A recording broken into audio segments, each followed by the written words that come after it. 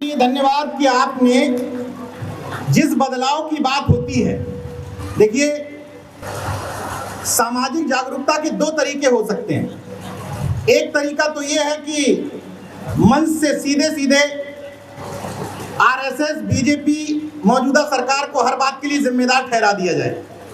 तो ऐसे भाषण सुनने में अच्छे लगते हैं, तालियां भी बहुत बजती हैं, क्योंकि आपके मन की वेदना को जब कोई कह देता है और सामने जिसको आप दुश्मन समझ रहे हैं उस पर सवाल उठा देता है तो बहुत अच्छा लगता है, लेकिन उससे बदलाव नहीं आता। तो मैं दूसरे तरफ की बात करता हूं। दो तरीके हैं, या तो आप बीजेपी आरएसएस को गाली दे लीजिए मौजूदा वक्त में, और या खुद से सवाल पूछिए कि हम कितने बदले हैं, हम बदलाव के इस दौर में बदलाव के कितने साथ खड़े हैं। हमारे वो तथाकथित नकारे और कायर नेता इस बदलाव के वक्त में हमारे संघर्ष में कितना हमारे साथ खड़े हैं। तो अब आपको तय करना है कि आप क्या सुनना चाहते हैं, बीजेपी आरएसएस को गाली दूं और या उन बदलावों पे बात करूं जिन बदलावों पर चल करके हम लोग एक समाज तैयार कर सकते हैं।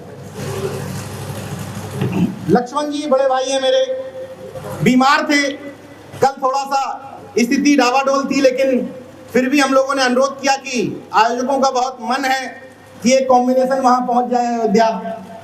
तो दिल्ली से आए हमारे बीच में महेंद्र लोधी जी, वो शख्सियत हैं जिन्होंने पहली बार मुझे, मैं अमूमन तारीफ करने के लिए नहीं जाना जाता हूं, उंगल करता हूं, लेकिन जहां अच्छा काम होता है वहां बताना जरूरी है। महेंद्र लोधी वो शख्सियत हैं जिन्होंने पहली बार एहसास कराया कि ओबीसी भी एक वर्ग है।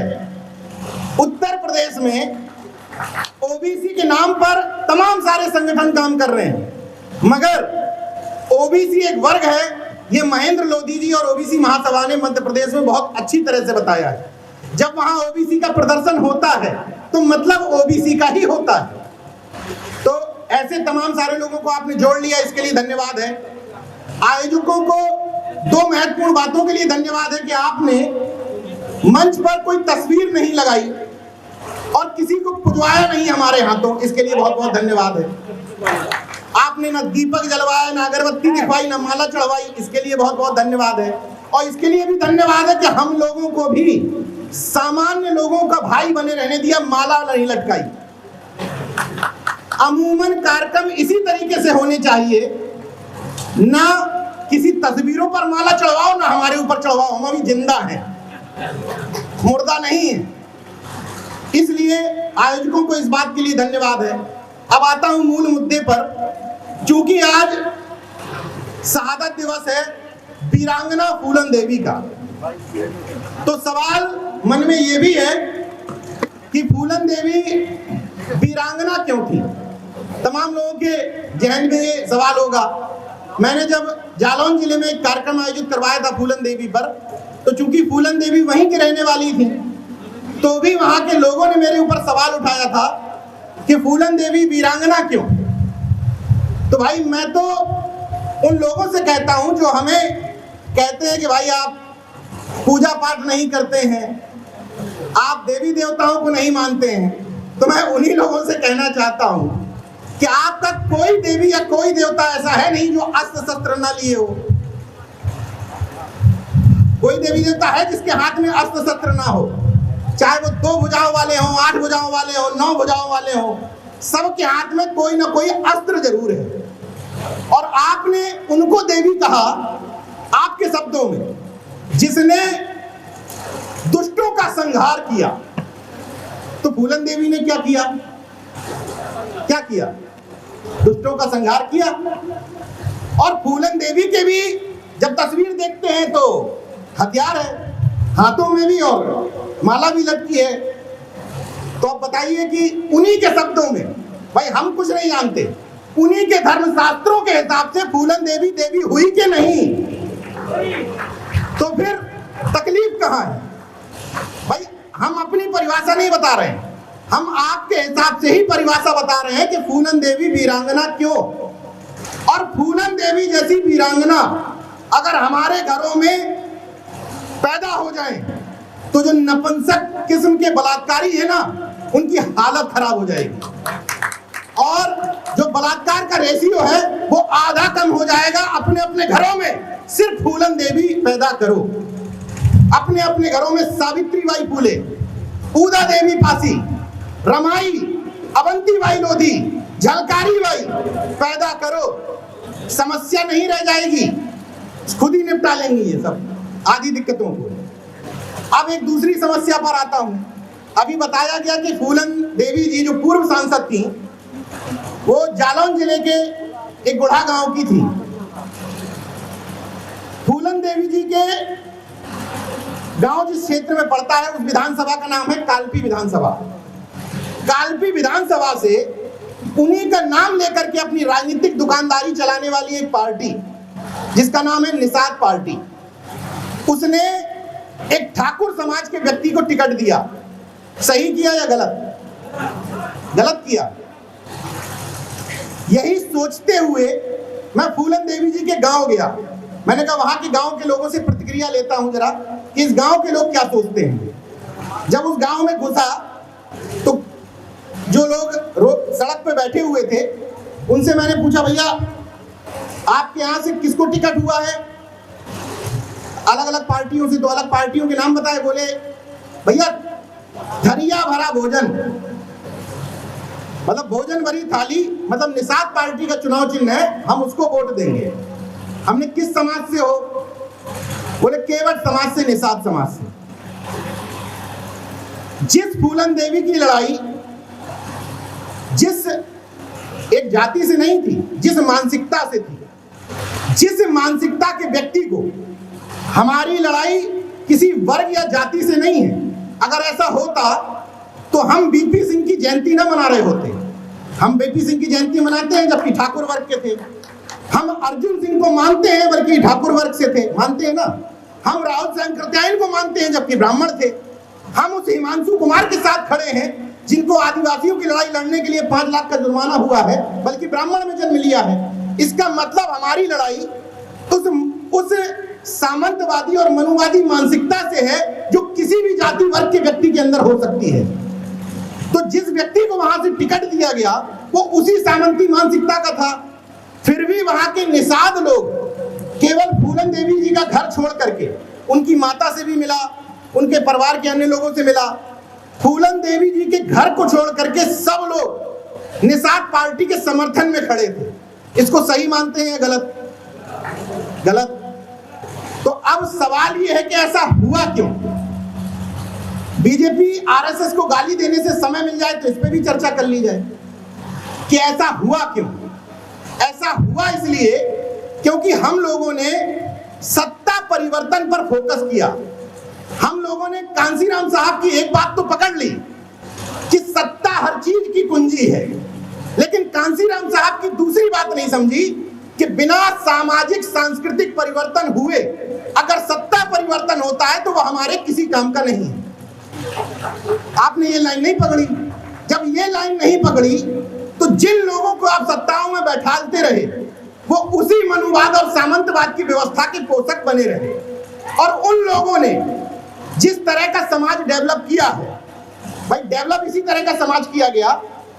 मैंने वहां जब एक व्यक्ति से पूछा कि आपको पता है कि आपके समाज का ये टिकट कितने करोड़ों में बिका है, तो कंधे पर कुल्हाड़ी रखे हुए एक निषाद समाज के व्यक्ति ने बड़े गर्व से कहा 2 करोड़ में बिका है टिकट, 2 करोड़ में। उसके अंदर 2 करोड़ में टिकट बेचने की भावना गर्व के साथ थी। आप मूर्ख कह सकते हैं, लेकिन ये भावना पैदा किसने की उस व्यक्ति के अंदर? किसने पैदा की कि अपने जाति का नेता जो करे उसको सही मानो? किसने बताया उसको? उन लोगों ने जो पहले सत्ता में आए, उन लोगों ने समाज को यह सिखाया कि अपने जाति के व्यक्ति को मंच पे पैसों की माला से लाद दिया जाए तब भी उसको देवी समझो। किसने बताया? किसने बताया कि तुम्हारी जाति का व्यक्ति हाथ में फरसा लेके भी निकल जाए फिर भी उसको देवता मानो? किसने बताया? तो निषाद क्या गलत कर रहे हैं? तुमने अभी तक सिखाया ही यही है। और अभी निषाद छोड़िए, अभी प्रजापति भी यही करेंगे, अभी विश्वकर्मा भी यही करेंगे। क्यों? क्योंकि जो जातियां अपने आप को छत्रत्व के बोध तले दबाए हैं, कुर्मी और अहीर, इन्होंने किया ही यही है, इन्होंने समाज को दिया ही यही है, घनघोर जातिवाद। इन दो जातियों की सबसे बड़ी जिम्मेदारी है कुर्मी और यादव की। क्यों? कुर्मी, यादव और मौर्य, इन तीन के पास ठीक ठाक दुकानें हैं, ठीक ठाक, नेता भी ठीक हैं, विधायक भी ठीक हैं, मंत्री भी ठीक हैं, अधिकारी भी ठीक हैं। अब अगर किसी नाई समाज के व्यक्ति से मैं कहूं यार जातिवाद ना करो, अब नाई क्या जातिवाद करेगा? कहां से करेगा? ना विधायक है, ना सांसद है, ना मंत्री है, जातिवाद कहां से करेगा? तो जातिवाद पहले अपना छोड़ो। अगर कुर्मी, यादव, मौर्य और एससी में जाटव अगर किसी कुर्सी पर बैठे हो तो अपने वाल्मीकि समाज को, खटीक समाज को, विश्वकर्मा समाज को, नाई समाज को, मौर्य समाज को, चौरसिया समाज को नीचे से उठा करके गले लगाओ, तब तुम दूसरे से कह सकते हो कि अपनी जातिवाद से बाहर निकलो। केवल इस मंच से बहुत आसान था, मैं ठाकुर ब्राह्मण को गाली देता, सारे लोग ताली बजाते, उससे होगा क्या? अपने भीतर झांको कि तुम क्या कर रहे हो। फूलन देवी जी का शहादत दिवस मनाया जा रहा है। आयोजक महोदय, आपकी कमेटी में कितने लोग हैं? कितने लोग? 20 लोग। 20 लोगों में कितने लोगों की पत्नियां कार्यक्रम में आई हैं? कितने की आई? बीजेपी आरएसएस को गाली दे लो, बीजेपी आरएसएस बुरी है। बीजेपी आरएसएस ने रोका है क्या कि अपनी महिलाओं को कार्यक्रम में ना लेके आओ? किसने रोका है? एक समस्या हर मंच से, एक समस्या, हम तो सुधर गए, हमारी पत्नियां नहीं मान रही, बच्चे नहीं मान रहे। समस्या है तो समाधान खोजने दूसरे के अब्बा आएंगे कि खुद खोजोगे? तो समस्या अगर यह है कि पत्नियां नहीं मान रही तो समाधान यह है कि कार्यक्रम में लेके आओ। जिस तरीके से उन मूर्ख, अनपढ़, जाहिल, पूरा संवैधानिक शब्दों में बोल रहा हूं, मूर्ख, अनपढ़, जाहिल कथावाचकों को सुनने के लिए आपकी महिलाएं 10 बार, 20 बार, 25 बार जाती हैं और वो जो उनके दिमाग पर ठोक देता है उसको लेकर के आ जाती हैं। उसी तरीके से इस तरह से कार्यक्रमों में 5 बार, 10 बार, 15 बार, 20 बार लेकर के आओगे तो यहां से कुछ ना कुछ लेकर के जाएंगे। मगर अफसोस, कार्यक्रम से निकलो, बीजेपी आरएसएस को गाली दो। इन महिलाओं को क्या मतलब है लेटरल एंट्री से? क्या ज्ञान दूं लेटरल एंट्री पर? इन महिलाओं को क्या समझाऊं कि निजीकरण से आपका आरक्षण छीना जा रहा है? आधे से ज्यादा लोग तो नौकरी में होंगे ही नहीं। जिनकी नौकरियों में लेटरल एंट्री और निजीकरण से खतरा है उनको तो पता है कि कौन दुश्मन है। जिसको बताना है कि कौन दुश्मन है उसके मन की बात ही नहीं हो रही है। तो अनुरोध ये है कि कम से कम फूलन देवी जी की शहादत मना रहे थे तो अपने घर की महिलाओं को ले आते, बच्चों को ले आते, तो सॉल्यूशन अपने आप मिल जाता। महिलाएं खुद अगली बार कहने लगती कि यार कार्यक्रम ठीक होता है, चलो अगली बार हम भी चलते हैं, कुछ तो बदलाव होगा। मगर तरीका वही है कि सामने वाले को गाली देनी है, खुद अपने ऊपर नहीं पूछना है कि हम कर क्या रहे हैं। तो मैं फिर से उसी बात पर घूम के आता हूं, फूलन देवी जी के गांव में। उस फूलन देवी जी के गांव में निषादों में अशिक्षा है।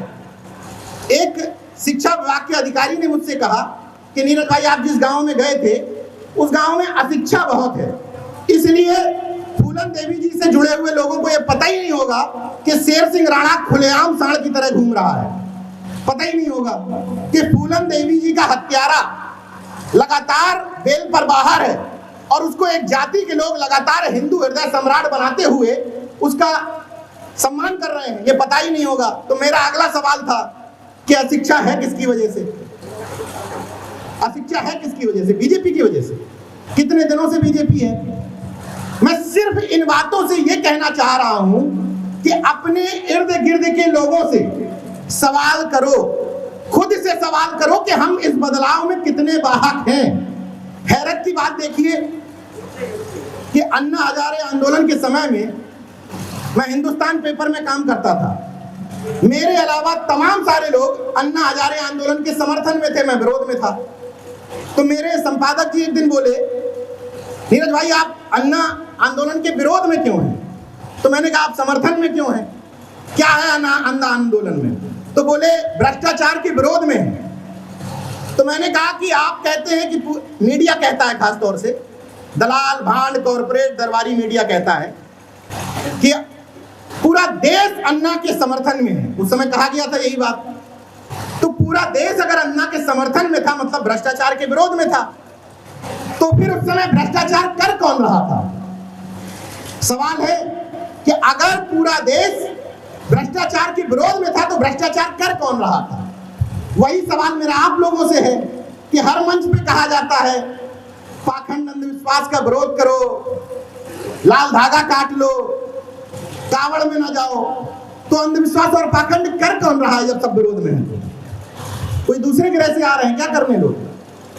अभी इतने ही लोगों से पूछना चाहता हूं कि इतने लोगों में कितने ऐसे घर हैं जिनके घर में कोई भी पाखंडी देवी देवता का चित्र नहीं है? हाथ उठाइए।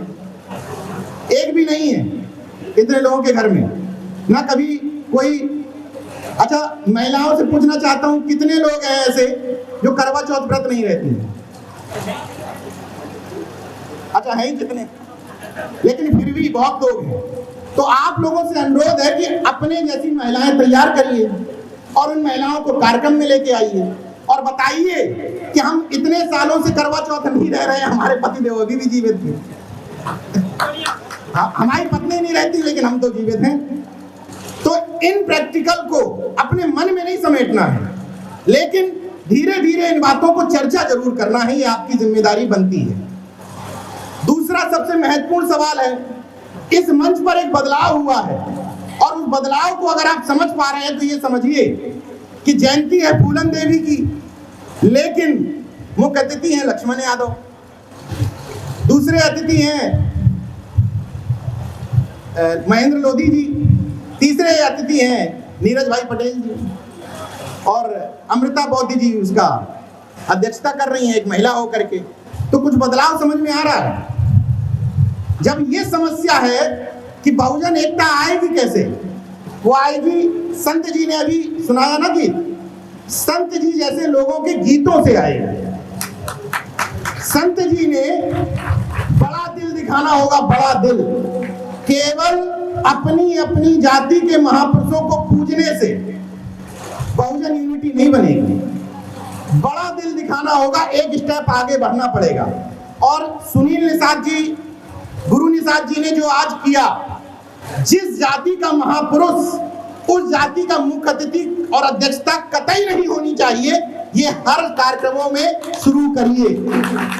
बदलाव के बाहर खुद से बनिए, तब हम उन विषयों पर चर्चा कर पाएंगे कि यूनिवर्सिटीज में, अभी लक्ष्मण जी ये सब कुछ बताएंगे कि यूनिवर्सिटीज में किस तरीके से असिस्टेंट प्रोफेसर की भर्तियां होने से रोका जा रहा है, किस तरीके से सरकारी सिस्टम में आप लोग ना आ पाए उससे रोका जा रहा है। लेकिन उसको रोकने के लिए केवल मसीहा मत तलाशिए। अच्छा, एक और सिस्टम तैयार हुआ कि जिस भी वर्ग में जागरूक लोग पैदा हो गए, जैसे यादव बहुत जागरूक हो गए, कुर्मी बहुत जागरूक हो गए, निषाद जागरूक हो गए, जाटव जागरूक हो गए, तो अभी जागरूकता के लेवल में एक अंतर है। जैसे यादव जागरूक हुए या कुर्मी जागरूक हुए, तो जो जागरूक हैं, मैं उनकी बात नहीं कर रहा जो गांव में रह रहे हैं, मैं पहले जागरूकों पे आ रहा हूं, क्योंकि यहाँ जागरूकों को ही ज्ञान पहले दिया जाए, जो कह रहे हैं कि हम जागरूक हो गए। उन जागरूकों से मैं हैरत होती है मुझे इस बात पे, भैया हम सामाजिक न्याय वाले हैं, हम पाखंड, अंधविश्वास, दकियानूसी ख्यालात, इन सब के विरोध में हैं। मगर जो लोग इस सिस्टम के विरोध में खड़े हैं, वो भी मसीहा अपनी जाति में ही तलाश रहे हैं। इस बात को समझिएगा। जो लोग इस सरकार के नीतियों को देखते हुए उनके सिस्टम को समझ रहे हैं, वो भी ये तलाश रहे हैं कि हमारे समाज का कोई व्यक्ति बोले तब हम तारीफ करेंगे। भाई चंद्रशेखर की तारीफ क्यों नहीं हो सकती? ओम प्रकाश राजभर कुछ अच्छा बोले, उनकी तारीफ क्यों नहीं हो सकती? मौर्य समाज के लोग अखिलेश यादव के अच्छा करने पर तारीफ क्यों नहीं कर सकते? कुर्मी समाज के लोग चंद्रशेखर के अच्छा करने पर क्यों नहीं कर सकते? डॉक्टर उदित राज कुछ अच्छा बोले तो वाल्मीकि उस पर क्यों नहीं अच्छा बोल सकते? किसी अन्य समाज के लोग कोई अच्छा काम करें तो उसमें खटीक समाज के लोग क्यों अच्छा नहीं बोल सकते? क्योंकि हमने समाज ऐसा ही तैयार किया है। हमने अभी तक समाज को ऐसे ही तैयार किया है कि या तुम उनकी तरफ खड़े हो और जब उनके विरोध में खड़े हो तो तुम ढूंढ रहे हो कि हमारे लिए यादवों का सामाजिक न्याय तब है जब लक्ष्मण यादव कुछ बोल दे, तब वो सामाजिक न्याय की बात है। और कुर्मियों का सामाजिक न्याय तब है जब नीरज पटेल कुछ बोल दे। या हम लोग तो बहुत छोटी चीज है, अखिलेश यादव साल डेढ़ साल में कुछ भी बोल दे, भैया यार बोल दो, वही वीडियो हम लोगों को दिखाएंगे। एक बार बोल दो यार भैया, जातिवार जनगणना पे एक लाइन बोल दो, उसी से दुकानदारी चल जाएगी। अनुप्रिया पटेल जी से संसद में कुछ तो बोल दो, 2 साल में 3 साल में कुछ बोल दो, वही वीडियो दिखा के कहेंगे देखो बीजेपी के साथ इसलिए है। ये सामाजिक न्याय है। इस सामाजिक न्याय को बदलना है।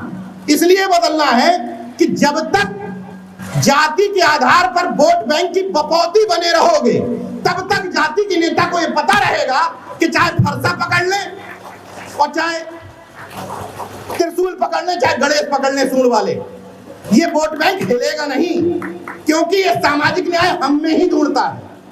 और जब ये क्रॉस कर दो, क्रॉस कि जो समाज का नेता, समाज का व्यक्ति अच्छा करेगा, हम उसकी तारीफ करेंगे, उसके बारे में फेसबुक पे लिखेंगे, उसको कार्यक्रमों में बुलाएंगे, तो इनकी हालत खराब हो जाएगी, इनकी मजबूरी हो जाएगी काम करना। चंद्रशेखर आजाद ने, ओम प्रकाश राजभर ने, डॉक्टर उदित राज जैसे लोगों ने, दिलीप मंडल जी जैसे लोगों ने खूब काम किया, लेकिन अखिलेश जी को पता है कि तुम बेटा जाओगे कहां। कितनी भी गाली दे लो, कितना भी कह लो कि ये ललई यादव को तो जानते ही नहीं है, ये तो श्री कृष्ण वाले हैं, ये तो परशुराम वाले हैं, कितना भी कह लो, एंड में आओगे यही। इस धारणा को बदलना है। केवल मंचों पर सत्ता पक्ष को गाली देने से व्यवस्था परिवर्तन नहीं होगा। हमारी आपकी जिम्मेदारी है कि जो सत्ता है वो है, जो है उसको 5 साल झेलना है, तो उसको झेलते हुए हम समाज तैयार करेंगे। ये हम सबकी जिम्मेदारी है कि हम अच्छे समाज के लिए काम करेंगे ना सब लोग अच्छे समाज के लिए। और जितने लोगों ने यहाँ हाथ उठाया कि हमारे घरों में कोई भी पाखंड का प्रतीक नहीं है, तो कम से कम हम अपने आस पड़ोस गली मोहल्ले के लोगों को ये समझाएंगे कि हम इस तरीके से पाखंड के प्रतीकों को अपने घर में इस्तेमाल नहीं होने देंगे। एक और निवेदन करना है मुझे कि अभी तक, हाँ, एक और बदलाव हुआ इस मंच पर। अभी तक पिछड़े और दलित वर्ग के लोगों ने, कभी ऐसा हुआ है कोई कार्यक्रम कि कभी प्रोफेसर या पत्रकारों को अतिथि या मुख्य अतिथि बनाया जाता हो? कभी हुआ है ऐसा? इक्का दुक्का कार्यक्रम होंगे। अभी तक पिछड़े और दलित नेता को ना, वही कह रहा हूं कि अभी तक खूब ट्राई मारा आपने, नकारे नेताओं को, कायर नेताओं को मंचों पे बैठाला। अभी तक खूब ट्राई कर लिया आपने। अधिकारी, देखिए, जिनको लोग जाति महासभाएं कहते हैं, मुझे हैरत होती है कि जाति की महासभाएं क्यों कही जाती हैं। कुर्मी महासभा, कुशवाहा महासभा, निषाद महासभा, कोई भी जाति की महासभा, जाटव महासभा, क्या कभी किसी सिपाही, अगर अयोध्या जिले में कोई कुर्मी जाति का सिपाही आता है, तो क्या कुर्मी महासभा सिपाही से पूछ ली जाती है कि भैया कोई कमरे की जरूरत हो तो हमें बता देना? कभी जाती है पूछने? पूछने किससे जाते हैं? भैया हमारे जिले में डीएम आ गए हैं, कुर्मी है क्या, इनको बुके दे आए जाकर के। ये कौन सा जातिवाद है? मंत्री हो गए, उनके साथ फोटो खिंचवा लें, हाथों से लड्डू खा लें, ये कौन सा जातिवाद है? जातिवाद करना है तो अपने ही समाज के कमजोर लोगों के घर में बस्ता पहुंचाओ, किताबें पहुंचाओ, फ्री में एडमिशन करवाओ, उन लोगों को स्कूल की राह दिखाओ, जिन लोगों के बच्चे पढ़ नहीं पा रहे हैं उनके लिए फीस की व्यवस्था करवाओ, ये जातिवाद है। उनके घर के बच्चों को एडवोकेट्स बनवाओ, पत्रकार बनवाओ, ये जातिवाद है। ये कौन सा जातिवाद है जो महज डीएम और मंत्रियों के इर्द गिर्द घूमता रहता है? ये किस टाइप का जातिवाद है बताइए? कोई जाति महासभा हो जो कभी लेखपाल से पूछती हो कि भैया हमारे जिले में पोस्टिंग हो के आए हो, कोई तकलीफ हो तो बता देना। पूछने किससे जाएंगे? एसडीएम से। अरे एसडीएम को क्या जरूरत है यार तुम्हारे जातिवाद की? 4 उसके पीछे आगे पीछे वैसे ही टहल रहे हैं, लेकिन बुके लेके जाओगे एसडीएम के लिए। तो मेरा कहने का अभिप्राय सिर्फ इतना है कि पहले खुद से सवाल करो खुद अपने अपने जाति के सिस्टम से बाहर निकलो। वो लोग जो दावा करते हैं कि हम 25 साल से 30 साल से जाति बंधन से मुक्त हो चुके हैं, उन लोगों से पूछो कि उन्होंने अपनी जाति छोड़ करके खटीक और वाल्मीकि में कितनी शादियां की हैं? कभी की हैं? भाई हम तो मूर्ख हैं, हम तो ओबीसी वाले तो मूर्ख होते हैं, कावड़ होते हैं, धर्म के अंधे होते हैं, बीजेपी के गुलाम होते हैं। जब मैं इस तरह की बात कभी फेसबुक पे लिख देता हूं तो कहते हैं जाओ अपनी अनुप्रिया पटेल से पूछो। हाँ, अनुप्रिया पटेल का ठेका लिया भाई, नाम में पटेल लगा है। साला हमको और लक्ष्मण यादव को पूरे जीवन भर ये साबित करना पड़ेगा कि हम अम्बेडकरवादी हैं, क्योंकि जन्म नहीं लिया है। हमको पग पग पे साबित करना पड़ेगा कि हम अम्बेडकरवादी हैं। और दूसरी तरफ जिन्होंने जन्म ले लिया उन्होंने कहा हम 30 साल से अम्बेडकरवादी हैं। खटीक में शादी की है, वाल्मीकि में शादी की हो अपने घर में किसी की, बंगी में मेहतर में शादी की हो अपने घर में किसी की, एक उदाहरण है एक। फिर किस बात के अम्बेडकरवादी हो? क्योंकि जन्म लिए हो। तो तुम्हारे जन्म लेने में और उस ब्राह्मण के जन्म लेने में जो कहता है कि मैं जन्म से श्रेष्ठ हूं, मैं जन्म से पुजारी हो गया हूं, क्या फर्क है दोनों? क्या फर्क है दोनों? इसलिए मेरा अनुरोध है कि हम चूंकि अर्जक संघ के लोग हैं, हम लोग अम्बेडकरवादी लोग हैं, हम लोग जितने भी देश में तमाम सारे, देखिए एक और अनुरोध कर लेता हूं, एक बड़ी समस्या होती है हम लोगों में, ईगो बहुत जल्दी हर्ट हो जाता है। ओबीसी एससी का ईगो तो इतना थोक में होता है कि साला छत ना टूट जाए, इतना ईगो टकराता है। इसी मंच से जिन लोगों ने कार्यक्रम में 2-3% भी सहयोग किया होगा और इस मंच से अगर उनका नाम नहीं लिया जाएगा तो कार्यक्रम बेकार। कार्यक्रम में कुछ था ही नहीं, वही लोग आ गए, आधी कुर्सियां खाली पड़ी नहीं पीछे से, कुछ हुआ ही नहीं कार्यक्रम में, और उसी व्यक्ति को मंच पे बुलवा दो। अरे शानदार कार्यक्रम, इससे बढ़िया कार्यक्रम तो आज तक फैजाबाद में कभी हुआ ही नहीं। इन छोटी छोटी बातों से उबर जाओ, इसलिए क्योंकि सामने जो है ना उसका इतना बड़ा दिल है, इतना बड़ा, और तुम्हारे लोगों का इतना सा दिल है, इतना सा। जब तक किसी को स्पेस नहीं दोगे, जब तक 10 लोगों के कार्यक्रम में 6 जातियों को शामिल नहीं करोगे, जब तक वैचारिक रिश्तेदारी नहीं बढ़ाओगे, वैचारिक रिश्तेदारी का मतलब समझ रहे हैं? वाल्मीकि भी मेरा रिश्तेदार हो सकता है, खटीक भी हो सकता है, पासी भी हो सकता है, ये वैचारिक रिश्तेदारी है। और जन्मजात रिश्तेदारी वो होती है जो आपको जन्म से मिली है, भले ही वो आपके विचारों का हो ना हो। तो इस वैचारिक रिश्तेदारी को आगे बढ़ाने की जिम्मेदारी हम सबकी ही बनती है। इसलिए मैं छोटी छोटी चीजों पर अनुरोध करना चाहता हूं, बिना बीजेपी और आरएसएस को गाली दिए हुए, कि हम लोग अगर अपने अपने ईगो को छोड़ दें और ये बात छोड़ दें कि फलाने बैनर में किसके संगठन का नाम डला है। एक अनुरोध करता हूं आपसे, कोई ऐसा गांव या कोई ऐसा आस पड़ोस नहीं होगा जिसके अगल बगल में आप लोगों का विरोध ना चलता हो। कंफर्म होगा किसी ना किसी से, होगा ही होगा। और ये भी तय है कि वो ओबीसी एससी का होगा, आपके जाति का भी होगा। तो अब ये समस्या, नीरज भाई आप ज्ञान तो बहुत देते हैं, आप बताओ हमारे गांव में कुर्मी मौर्या से लड़ रहा है, क्या कर लोगे आप समझाओ अपने कुर्मियों को आके। हम ठेका लिए हैं भाई, पटेल लगा है। हमारे गांव में कुर्मियों ने जाटो लोगों को मार दिया, अब क्या करोगे आप? इसके लिए एक अनुरोध कर लेता हूं कि ठेकेदारी तो किसी के पास नहीं है, ठेकेदारी तो आपको जिनने दे रखी है वो आपके वोटों से मंत्री बने बैठे हैं, पति पत्नी दोनों, और तमाम गुलाम देव टाइप के लोगों को बार बार कई सारे पद दिए जा रहे हैं। 12 साल के लड़कों के चरण भी धो रहे हैं, कुछ लोगों को स्टूल पे बैठा दिया जा रहा है, कुछ लोगों का घर गंगा जल से धुलवाया जा रहा है। ठेकेदारी तो उनको दे रखी है, हम लोगों को क्या दिया है? आज तक यहाँ बैठे लोगों में से बता दो कभी किसी से वोट या नोट मांगा हो? किसी ने दिया है वोट या नोट? तो ठेकेदारी हमारी कैसे हो गई? क्योंकि हम बोलते हैं। तो चलो ठीक है, हमने अपनी ठेकेदारी स्वीकार की। उसके लिए एक अनुरोध है कि गांव मोहल्ले पड़ोस और ऑफिस के अंदर सबके आपस में क्लैश होते हैं, सबके, उन झगड़ों को नहीं सुलझाया जा सकता। कोशिश करिए कि मनमुटाव कम हो, मगर जब वही व्यक्ति, ये बीजेपी आरएसएस से सीखा है मैंने, जब वही व्यक्ति आरक्षण के लिए, जातिवार जनगणना के लिए, निजीकरण के खिलाफ में, लेटरल एंट्री के विरोध में जब खड़ा हो तो चुपचाप उसके कार्यक्रम में जाके सपोर्ट कर दो। ये सीखा है मैंने।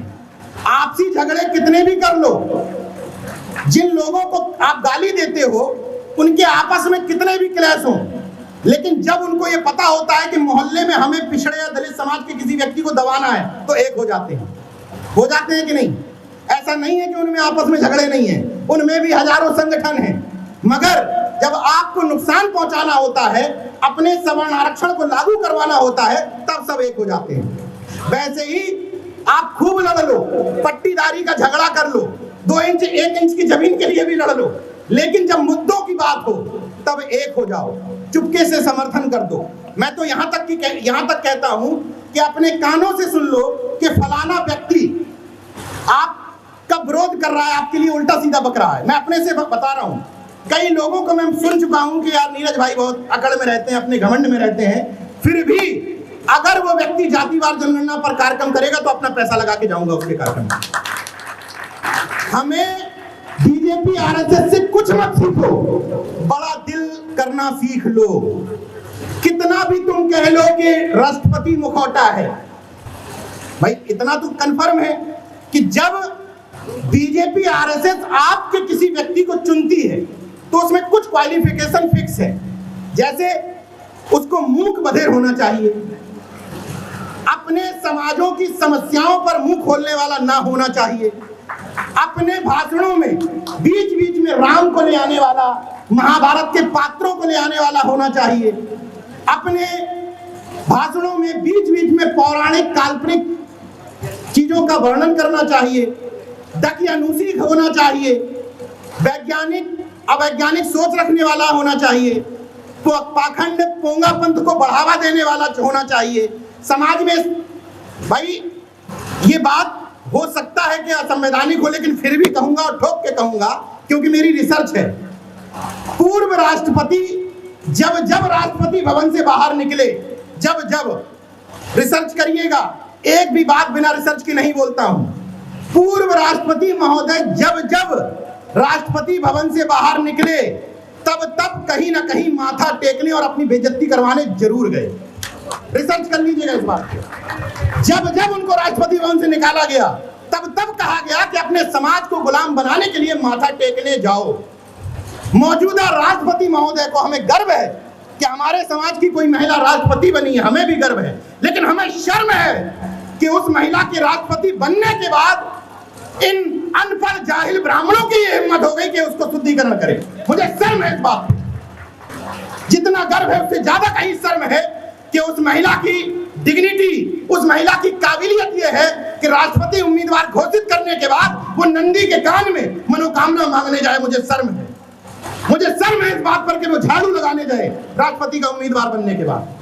क्योंकि अंतर समझिए, बहुत सारे लोग मुझसे सवाल करते हैं, उसका जवाब दे देता हूं। बहुत सारे लोग कहते हैं कि बीजेपी में भी तो हमारे समाज के नेता हैं, उनका समाज विरोध क्यों नहीं करता है, राष्ट्रपति आदिवासी बना दिया, उनका समाज विरोध क्यों नहीं करता है, प्रधानमंत्री ओबीसी बना दिया, उनका समाज विरोध क्यों नहीं करता है, कैबिनेट मंत्री इतने बना दिए।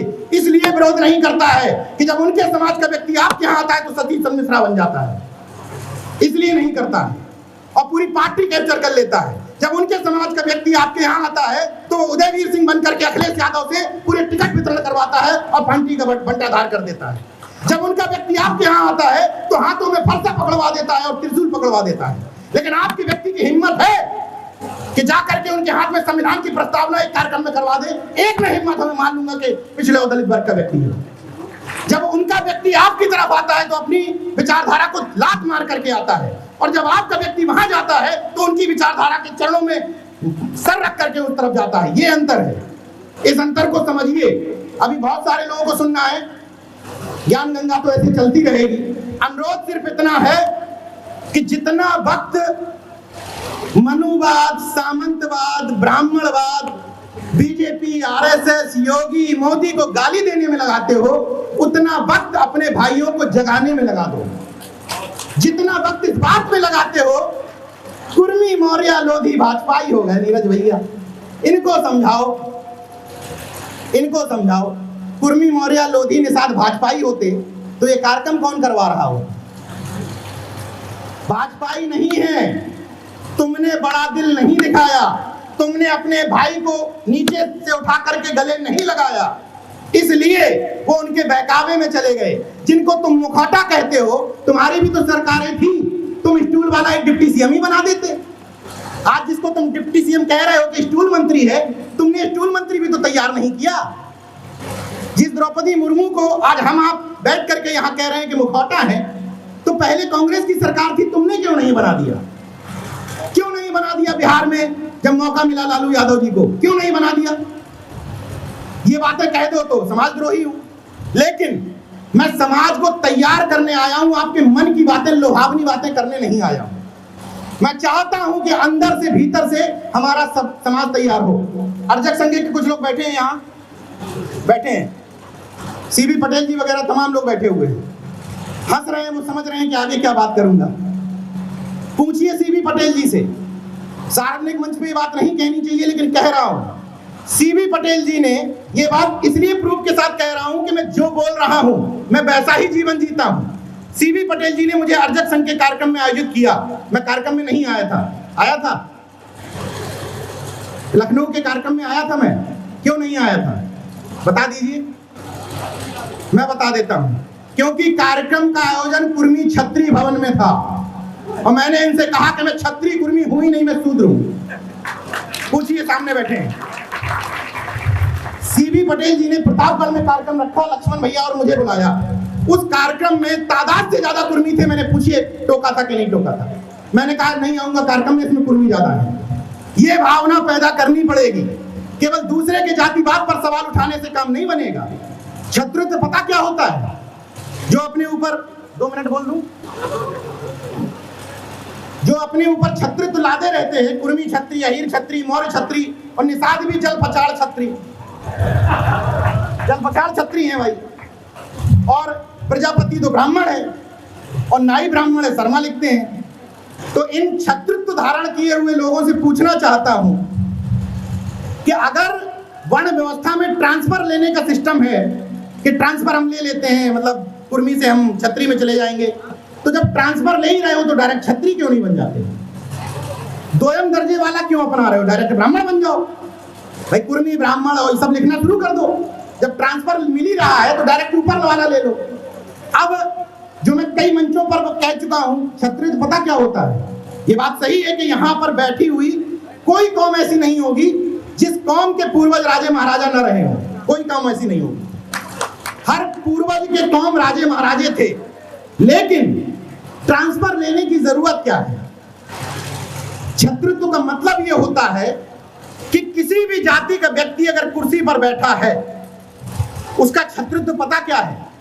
कुर्मी का छत्रित्व यह है कि अगर उसके सामने कोई सामंतवादी किसी प्रजापति को गाली दे रहा है तो कुर्मी सामने आकर के कहे, खबरदार जो प्रजापति को गाली दे दी, ये छत्रित्व है।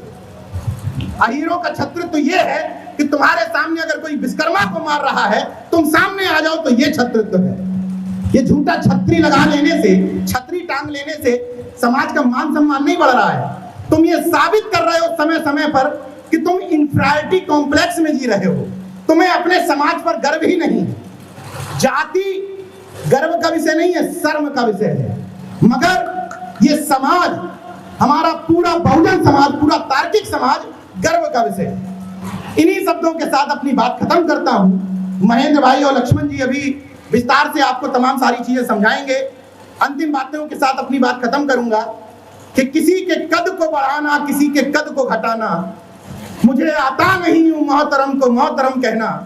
चलो मिलजुल कर इस 85 वर्ग पर जान देते हैं, बहुत आसान ही टेंट हाउसों में बैठकर वंदे मातरम कहना।